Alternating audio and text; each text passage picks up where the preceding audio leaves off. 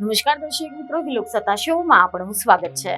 જમ્મુ કાશ્મીરના પહલગામના હુમલા બાદ ભારત અને પાકિસ્તાનની વચ્ચે તણાવપૂર્ણ પરિસ્થિતિ બાદ અત્યારે તો આ યુદ્ધ થમી ગયું છે, પરંતુ હજુ પણ નિર્ણાયક યુદ્ધ થઈ શકે છે તેવી ચર્ચાએ જોર પકડ્યું છે।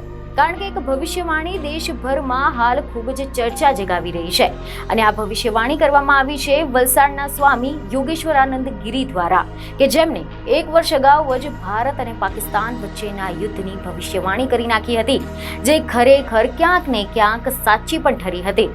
અને હવે આવામાં આ જ સ્વામીની વધુ એક ભવિષ્યવાણી ખૂબ જ વાયરલ થઈ રહી છે, જેમાં તેમણે નિર્ણાયક યુદ્ધ થશે તો ભારતનો વિજય થશે તેવી ભવિષ્યવાણી કરી છે। હવે જો આપણે આના વિશે ડિટેલમાં વાત કરીએ તો અહેવાલ એવા મળી રહ્યા છે કે કેટલાક લોકોનું કહેવું છે કે સ્વામી યો તરીકે જાણીતા યોગેશ્વરાનંદ ગિરીએ જે મોટા ભાગની ભવિષ્યવાણી કરી છે, જે વાતો કરી છે તે સાચી ઠરી છે। વલસાડમાં રહેતા સ્વામી યોગેશ્વરાનંદે 1 વર્ષ અગાઉ જ ભારત અને પાકિસ્તાનનું ટૂંક સમયમાં જ યુદ્ધ થશે તેવી ભવિષ્યવાણી કરી હતી, જે ક્યાંક ને ક્યાંક સાચી પણ ઠરી છે।